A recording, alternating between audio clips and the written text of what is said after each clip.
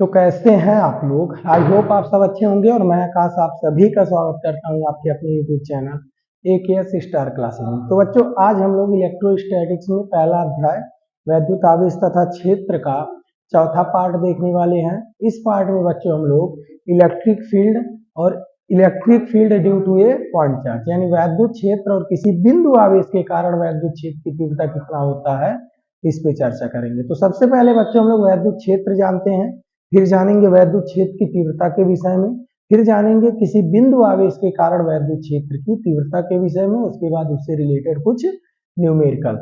ध्यान से समझेंगे, सारा पॉइंट्स आपका क्लियर होगा, एक एक पॉइंट क्लियर होगा अगर आप पूरे फोकस के साथ वीडियो को देखते हैं तो। चलिए शुरू करते हैं बच्चों वैद्युत क्षेत्र के विषय में। सबसे पहले कि सर जी वैद्युत क्षेत्र क्या होता है, उसके बाद जानेंगे वैद्युत क्षेत्र की तीव्रता के विषय में। तो बच्चों यहाँ पे आपका पहला जो पॉइंट होने वाला है वह क्या होने वाला है, वैद्युत क्षेत्र। क्या होने वाला है बच्चों, वैद्युत क्षेत्र यानी इलेक्ट्रिक फील्ड। क्या होने वाला है बच्चों, इलेक्ट्रिक फील्ड। तो इलेक्ट्रिक फील्ड क्या होता है, पहले इसके बारे में जान लें, ध्यान दीजिएगा। ऐसे फील्ड यानी कोई भी क्षेत्र होता है, उसी तरह से इसी प्रकार से यहाँ पे हमें वैद्युत क्षेत्र के विषय में जानना है। बच्चों आप वैद्युत क्षेत्र, वैद्युत के विषय में हम बार बार कहे हैं स्टार्टिंग में, वैद्युत को आप सिंपल सा वर्ड याद रखना, चार्ज से रिलेटेड यहाँ बातें होंगी। किससे रिलेटेड, चार्ज यानी आवेश से रिलेटेड। किससे रिलेटेड बात होंगी बच्चों, आवेश से रिलेटेड। अगर हमारे पास कहीं पर आवेश है, अगर हमारे पास कहीं पर क्या है बच्चों, वैद्युत आवेश हो, चाहे धन आवेश हो, चाहे क्या हो, ऋण आवेश, चाहे पॉजिटिव चार्ज हो, चाहे क्या हो, नेगेटिव चार्ज हो, तो यह आवेश जो है, यह वैद्युत जो है, यह अपने आसपास एक क्षेत्र का निर्माण करता है। यह अपने आसपास क्या करता है बच्चों, एक क्षेत्र का निर्माण करता है। वह क्षेत्र कैसा होता है, चलिए ध्यान से समझते हैं। जैसे मान लीजिए अब नेगेटिव चार्ज है, यहाँ क्या है, पॉजिटिव चार्ज। तो इसके आसपास बच्चों क्या होता है, एक क्षेत्र का निर्माण होता है। इसके चारों तरफ एक क्षेत्र बनता है। इसी क्षेत्र को हम लोग जानते हैं किस नाम से, वैद्युत क्षेत्र के नाम से। सर बनता कैसे है, तो यह जो वैद्युत क्षेत्र है बच्चों, यह कुछ लाइंस के माध्यम से बनता है, यानी कुछ रेखाओं के माध्यम से, जिसको हम लोग कहते हैं वैद्युत क्षेत्र रेखाएं या वैद्युत बल रेखाएं। जिसको किस नाम से जानते हैं बच्चों, वैद्युत बल रेखाएं, या फिर आप कह सकते हो वैद्युत क्षेत्र रेखाएं। वैद्युत क्षेत्र रेखा, वैद्युत बल रेखा, या फिर क्या कह सकते हैं बच्चों, वैद्युत क्षेत्र रेखा। जो वैद्युत क्षेत्र बनता है वह इन रेखाओं के माध्यम से बनता है, जो कि बच्चों होता है निगेटिव, काल्पनिक। यह कैसा रेखाएं होती हैं, एक काल्पनिक रेखाएं होती हैं, यह दिखाई नहीं देती है। मतलब सर जी इसे एक बार आप लोग सुनेंगे ध्यान से। जो यह वैद्युत क्षेत्र बनता है बच्चों, यह वैद्युत क्षेत्र बनता है वैद्युत बल रेखाओं के माध्यम से, या फिर आप कह सकते हैं वैद्युत क्षेत्र रेखाओं के माध्यम से, जो कि कैसी होती हैं, काल्पनिक रेखाएं होती हैं। इस क्षेत्र को बनाने के लिए ये रेखाएं जो होती हैं चार्ज से निकलती हैं। अगर हमारे पास पॉजिटिव चार्ज है तो यह रेखाएं बच्चों कुछ इस तरह से आउटवर्ड होती हैं, यानी बाहर की तरफ निकलती हैं। इस तरह से यह रेखाएं क्या होती हैं बच्चों, बाहर की तरफ निकलती हैं। इस तरह से रेखाएं क्या होती हैं, बाहर की तरफ निकलती हैं। कौन सी रेखा है सर जी, यही वैद्युत बल रेखा, या फिर आप क्या कह सकते हो, वैद्युत क्षेत्र रेखा। यानी किसी आवेश के चारों तरफ यह जो क्षेत्र बनता है, जिसको आप किस नाम से जानते हो, वैद्युत क्षेत्र के नाम से, यह क्षेत्र जो बनता है बच्चों इन रेखाओं के माध्यम से बनता है। अब ये रेखाएं अगर हमारा चार्ज पॉजिटिव है तो इससे आउटवर्ड होगी, बाहर की तरफ। अगर यही बच्चों चार्ज हमारा निगेटिव हो गया तो यही रेखाएं कैसे हो जाएंगी बच्चों, अंदर की तरफ, यानी यह वैद्युत बल रेखाओं की दिशा किधर हो जाएगी, चार्ज की ओर। और यहाँ क्या था बच्चों, चार्ज से दूर की ओर। क्या बात समझ पाए। यानी सर जी किसी आवेश के चारों तरफ यह जो क्षेत्र बन रहा है, जिसको वैद्युत क्षेत्र कह रहे हैं, इसको बनाने वाला वैद्युत बल रेखा है। हाँ बिल्कुल, यह जो क्षेत्र बन रहा है इसको बनाने वाला कौन है बच्चों, वैद्युत बल रेखाएं हैं, या फिर इसी को आप वैद्युत क्षेत्र रेखा। सर जी यह दिखता है क्या बच्चों, चार्ज खुद नहीं दिखता तो क्या ये रेखाएं दिखेंगी, ये काल्पनिक रेखाएं होती हैं जो कि इनफाइनाइट की ओर जाती हैं, यानी ऐसा माना जाता है लाइन्स इनफाइनाइट तक गई हुई है। क्लियर है बच्चों। इसका मतलब सर जी चाहे पॉजिटिव चार्ज हो चाहे नेगेटिव चार्ज हो, दोनों प्रकार के चार्ज क्या करते हैं बच्चों, वैद्युत क्षेत्र का निर्माण करते हैं। यह वैद्युत क्षेत्र प्लस चार्ज के कारण वैद्युत बल रेखाएं बाहर की ओर होती हैं और माइनस चार्ज के कारण ये रेखाएं कहाँ होती हैं, अंदर की ओर। बात समझ में आया? इतना समझ लिए बच्चों हम लोग कि वैद्युत क्षेत्र बनता किससे है। अब बात करते हैं, अगर इसका परिभाषा देना हो तो क्या देंगे सर जी, ध्यान से सुनिए। हम इतना पढ़े हैं कि अगर हमारे पास सेम चार्ज हो, चाहे पॉजिटिव पॉजिटिव चाहे नेगेटिव नेगेटिव, या फिर पॉजिटिव नेगेटिव या फिर नेगेटिव पॉजिटिव, तो सेम चार्ज एक दूसरे को रिपल करते हैं यानी प्रतिकर्षित करते हैं, और अपोजिट चार्ज बच्चों एक दूसरे को अट्रैक्ट करते हैं यानी आकर्षित करते हैं। यह पॉइंट आपने पढ़ा है। अब अगर इन चीजों को आप जान रहे हैं कि सर जी सेम चार्ज एक दूसरे को प्रतिकर्षित और अपोजिट चार्ज एक दूसरे को आकर्षित, तो आप ध्यान से समझिएगा, यह जो आकर्षण प्रतिकर्षण होता है बच्चों इन्हीं रेखाओं के माध्यम से होता है। इसका मतलब सर जी जो यह क्षेत्र बना हुआ है जिसको हम लोग वैद्युत क्षेत्र के नाम से जान रहे हैं, यह जो क्षेत्र बना हुआ है ये इसी वैद्युत क्षेत्र में जब कोई आवेश से आता है, अगर इस सेम नेचर का आ रहा है तो वह प्रतिकर्षण बल अनुभव करेगा इन्हीं रेखाओं के माध्यम से।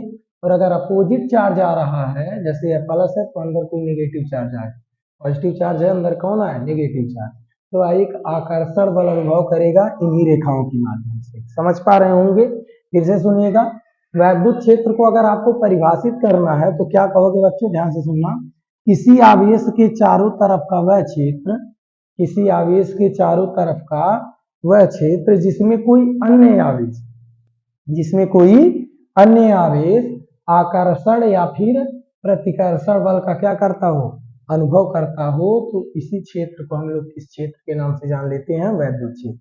आकर्षण बल कब अनुभव करेगा, जब चार्ज जो नेचर है चार्ज का वह अपोजिट हो, और जब प्रतिकर्षण बल कब अनुभव करेगा, जब चार्ज का नेचर क्या हो बच्चों, सेम हो। यानी अगर यह प्लस है तो प्लस आ रहा है तो प्रतिकर्षित, अगर यह प्लस है तो माइनस आ रहा है तो आकर्षित। क्लियर है बच्चों? तो सर परिभाषा क्या इसका लिखेंगे, तो इसका परिभाषा बच्चों क्या लिखेंगे, सुनिएगा ध्यान से।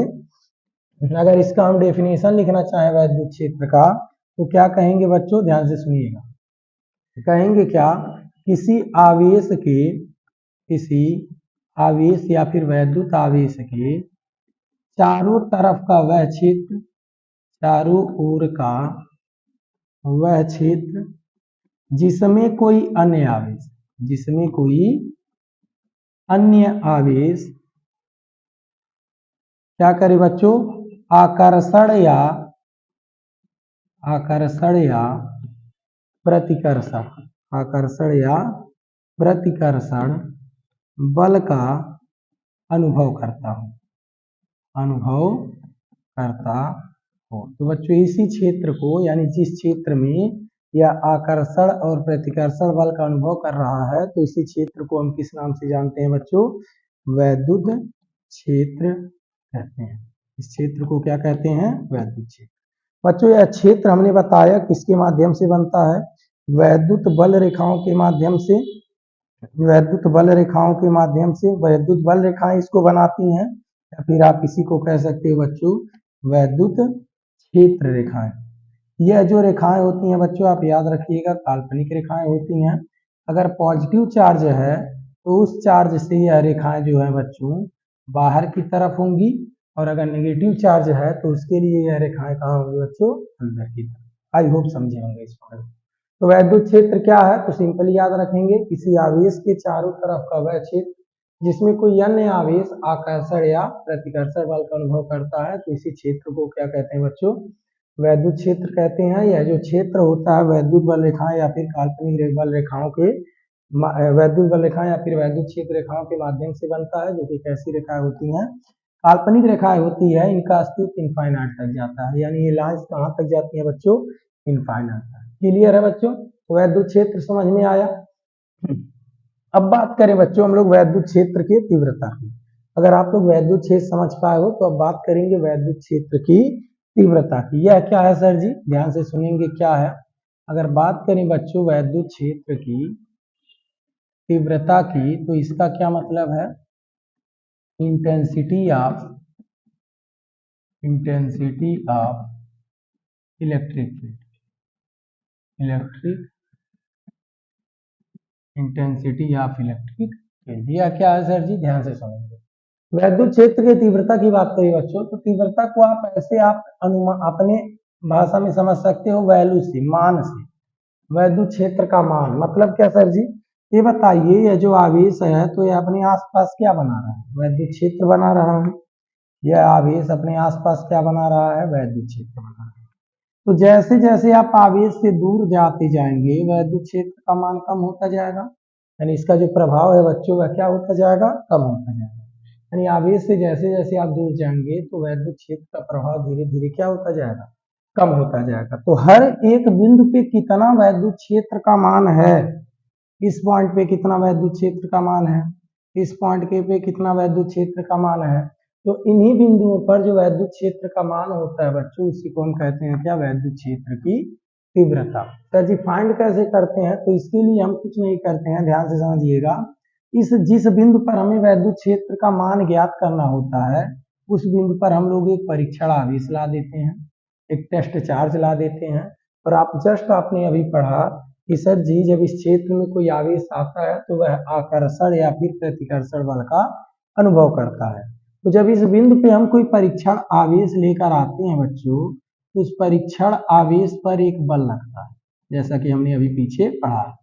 तो इस परीक्षण आवेश पर इस वैद्युत क्षेत्र के कारण कितना फोर्स लगता है, वह फोर्स, और यह जो परीक्षण आवेश है Q नॉट, यह Q नॉट, इन दोनों का जो रेशियो होता है बच्चों, यानी कह सकते हो F अपान जो Q नॉट होता है, वही इस पॉइंट पर क्या कहलाता है बच्चों, वैद्युत क्षेत्र की तीव्रता। क्या कहलाता है, इंटेंसिटी ऑफ इलेक्ट्रिक फील्ड। किसी भी पॉइंट पे अगर हमें वैद्युत क्षेत्र की तीव्रता निकालना है तो उस बिंदु पर हम एक परीक्षण आवेश लाकर रख देंगे, देखेंगे उस परीक्षण आवेश पे कितना बल लग रहा है, वह बल, और जो परीक्षण आवेश है वह परीक्षण आवेश का जो रेशियो होगा, अनुपात होगा, वही अनुपात इस बिंदु पे किसको बता देगा, वैद्युत क्षेत्र की तीव्रता को। यानी कह सकते हैं बच्चों वैद्युत क्षेत्र की तीव्रता का जो सूत्र हो जाएगा, F अपान क्या हो जाएगा, Q नॉट हो जाएगा। क्या हो जाएगा बच्चों, F अपान Q नॉट।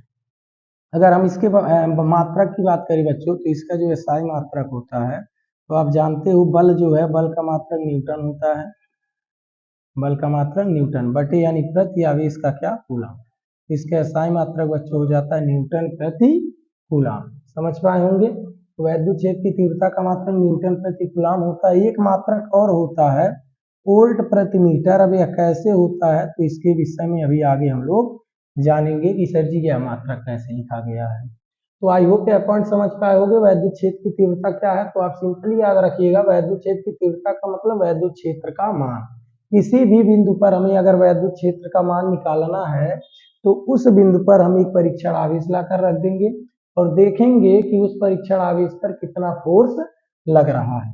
उस फोर्स और उस परीक्षण आवेश का जो रेशियो होगा, जो अनुपात होगा, वही उस बिंदु पर वैद्युत क्षेत्र के मान को क्या कर देगा, बता देगा। इसको E से डिनोट करेंगे जो कि होगा F अपान Q नॉट। शायद समझ पाए होंगे। यदि परिभाषा लिखना हो क्या लिखेंगे, तो कह देंगे क्या, वैद्युत क्षेत्र के भीतर किसी बिंदु पर क्या लिखेंगे, ध्यान से सुनिएगा, वैद्युत क्षेत्र के भीतर किसी बिंदु पर, किसी बिंदु पर रखे परीक्षण आवेश, किसी बिंदु पर रखे परीक्षण आवेश, परीक्षण आवेश Q नॉट, परीक्षण आवेश Q नॉट पर लगने वाला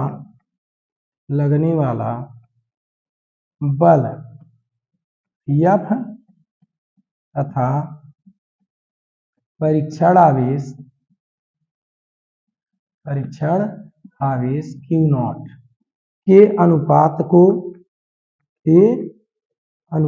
को उस बिंदु पर क्या कहेंगे बच्चों, वैद्युत क्षेत्र की तीव्रता कहते हैं। वैद्युत क्षेत्र की तीव्रता क्या कह देंगे बच्चों, वैद्युत क्षेत्र की तीव्रता कहते हैं।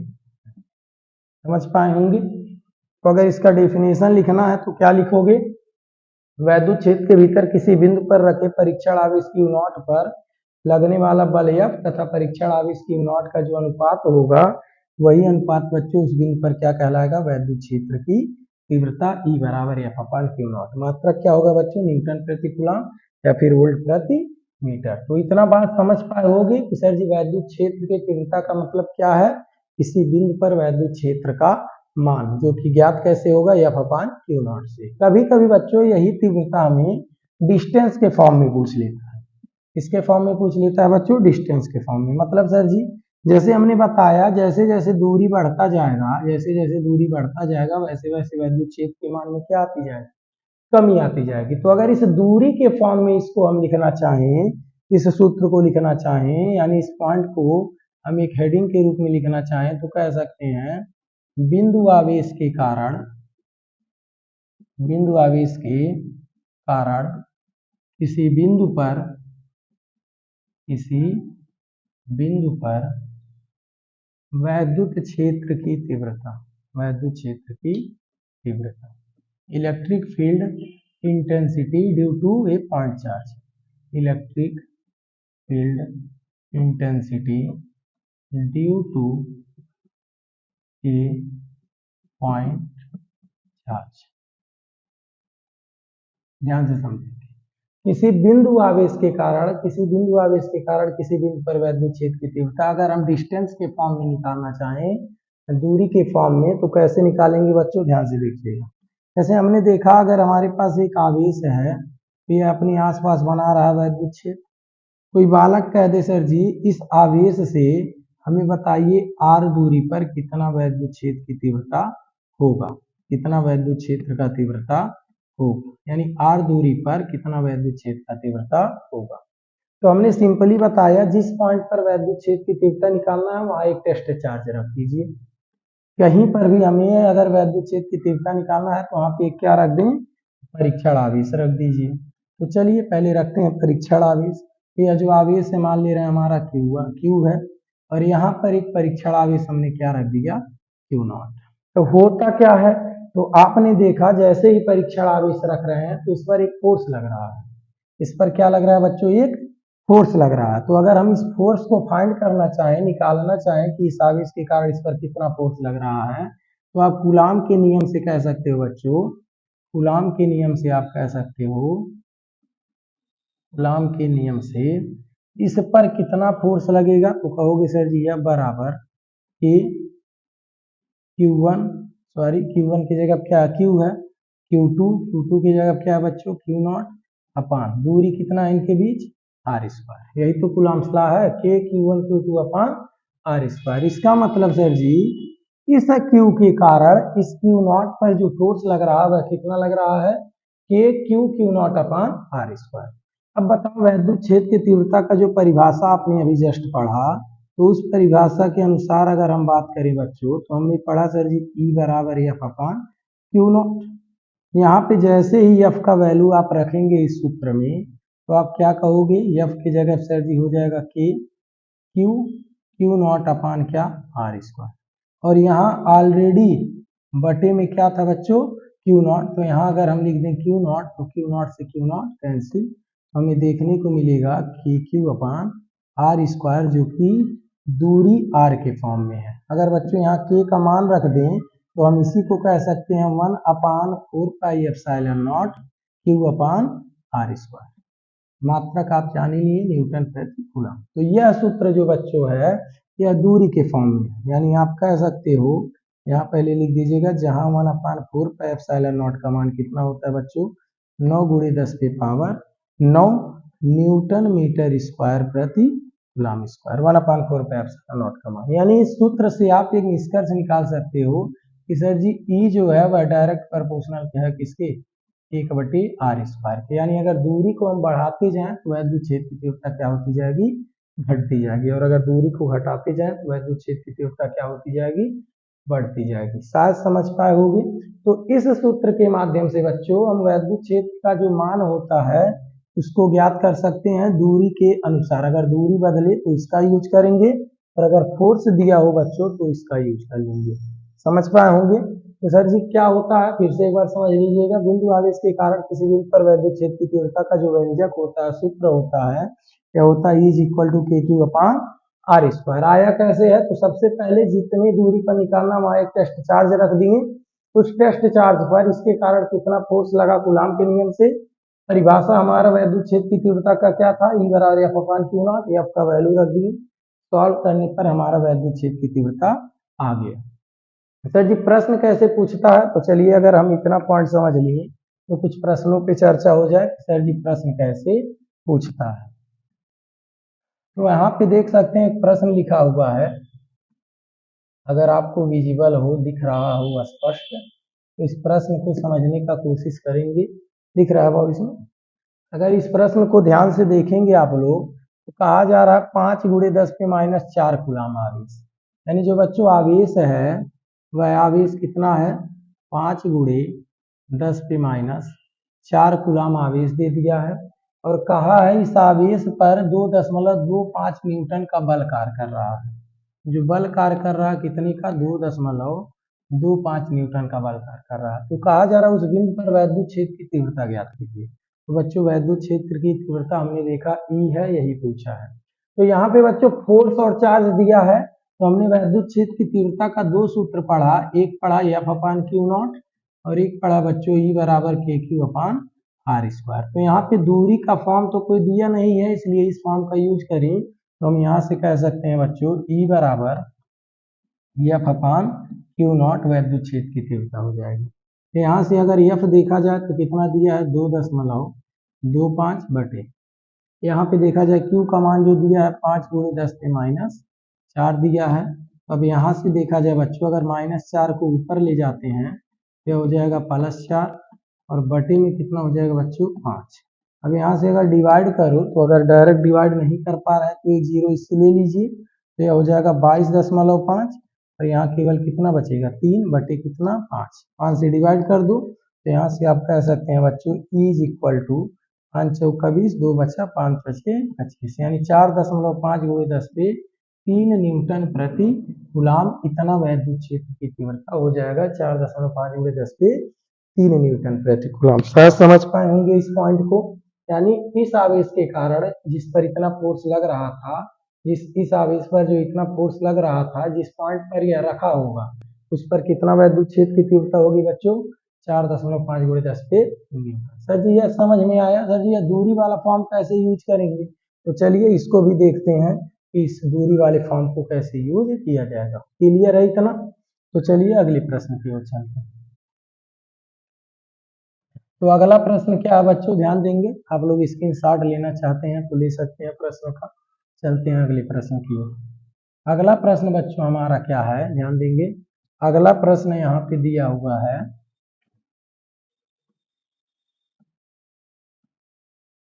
यहाँ पे देख सकते हैं कुछ प्रश्न और है जो कि हमारा दूरी के फॉर्म में दिया हुआ है। इनको कैसे हल करेंगे ध्यान दीजिए।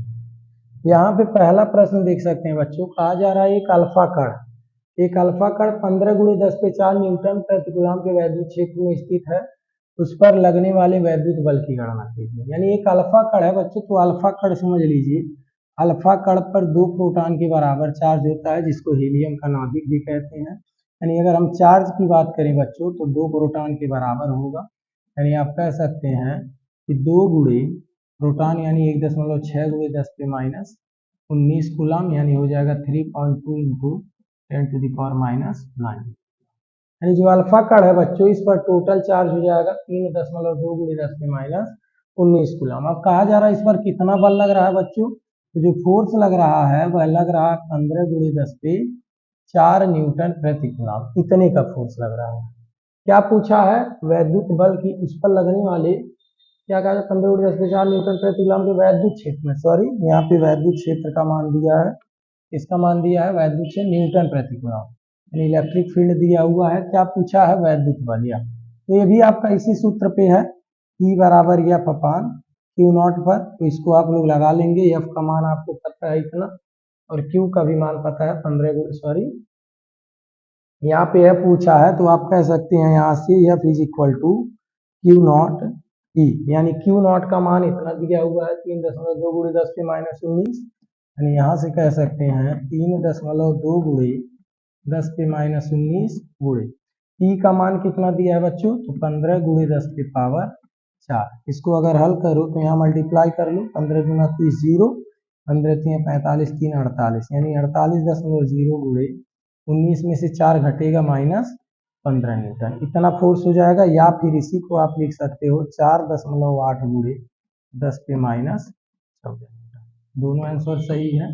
तो इतना फोर्स लगेगा। आई होप इस पॉइंट को आप लोग समझ पाए होंगे। या पूछा था क्यों नॉट मल्टीप्लाई कर दिए हैं, वैल्यू रखने पर के बाद कैलकुलेट करने पे या तो यह आंसर दे दो या तो यह आंसर दे दो, दोनों सही माना जाएगा। अब सर जी दूरी वाला कौन सा था, तो यहाँ एक प्रश्न दिया है दूरी के फॉर्म में, इसको भी देख लेते हैं। अगर प्रश्न समझ पाए हो तो अच्छी बात है, नहीं समझे हो तो थोड़ा सा एक बार फिर से इसको बैक करके देख लेना इस प्रश्न को। यहाँ पे अगला प्रश्न लिखा है बच्चों, हीलियम के नाभिक के कारण। हीलियम का नाभिक अभी यहाँ हमने आपको बताया कि सर जी हीलियम का नाभिक कौन होता है, अल्फा कण, जिसपे 2 प्रोटॉन के बराबर आवेश होता है। इसका मतलब यहाँ भी हीलियम का नाभिक है, यानी हीलियम का नाभिक है तो इस पे कितना चार्ज होगा बच्चों, 2 प्रोटॉन के बराबर। सेम वही पॉइंट 1.6 गुणे 10 पे -19 कूलम, यानी कह सकते हैं 3.2 गुणे 10 पे -19 कूलम, इतना चार्ज हो जाएगा। कितनी दूरी पर बात कर रहा है बच्चों, 1 एंगस्ट्रॉम, यानी डिस्टेंस जो लिखे थे आर से वह दिया है 1 angstrom. 1 angstrom is equal to होता है बच्चों 1 angstrom is equal to 10 to the power -10 metre. Charge जो था हीलियम के नाभिक के कारण 2 प्रोटॉन के बराबर हो गया, और जो डिस्टेंस था वह कितना था बच्चों, 1 एंगस्ट्रॉम। पूछा क्या है, वैद्युत क्षेत्र की तीव्रता, यानी यहाँ पे भी आपसे ई पूछा है, बट यहाँ फोर्स ने देखिए आर दिया है। तो अभी हमने आर के फॉर्म में जो सूत्र पढ़ा बच्चों, क्या पढ़ा, के क्यू अपान आर स्क्वायर, यही पढ़े हैं। अब यहाँ से अगर हम लोग सॉल्व करें तो बच्चों कह सकते हैं के का मान 9 गुणे 10 पे पावर 9, और यहाँ अगर क्यू की बात करें बच्चों तो क्यू दिया है आपका 3.2 गुणे 10 पे -19 बटे आर की बात करें तो 1 गुणे 10 पे -10, स्क्वायर होने की वजह से 2 बार लिख दीजिए, यानी 1 गुणे 10 पे -10। समझ पाए होंगे। अगर इसको सॉल्व करते हैं तो कह सकते हो 9 दूना 18, 8 1, 9 त्रिक 27, 1 28, यानी 28.8। यहाँ से देखिए 19 से यानी 9 घटाएंगे तो -10, और बटे में क्या बचेगा बच्चों, 1 एकड़ में 1 गुणे 10 पे माइनस कितना होगा 10, फिर गुणे 10 पे माइनस कितना 10। तो अगर इसको एक वैल्यू कैंसिल कर देते हैं 10 पे -10 को, तो बचता है केवल आपका कितना 10 पे -10, जिसको ऊपर ले जाएंगे तो आप कह सकते हैं E is equal to 28.8 into minus ऊपर जाएगा प्लस हो जाएगा 10 के पावर 10 न्यूटन प्रति कूलम, यह आंसर दे दीजिए। या फिर बच्चों आप इसी को कह सकते हैं 2.88 गुणे 10 पे कितना 11, दशमलव को एक अंक इधर पक्षांतर कर दिए तो यहाँ 10 की पावर कितना हो गया 11 न्यूटन प्रति कूलम। दोनों आंसर सही है, जो आप सही लगे आंसर दे सकते हैं। तो बच्चों आज के क्लास में हम लोग क्या क्या पढ़ लिए, वैद्युत क्षेत्र पढ़ लिए, वैद्युत क्षेत्र की तीव्रता पढ़ लिए। वैद्युत क्षेत्र की तीव्रता ज्ञात कैसे करेंगे, ई बराबर एफ अपन क्यू नॉट से। अगर हम दूरी के फॉर्म में देखें तो दूरी के फॉर्म में यही सूत्र हमारा होगा के क्यू अपान आर स्क्वायर।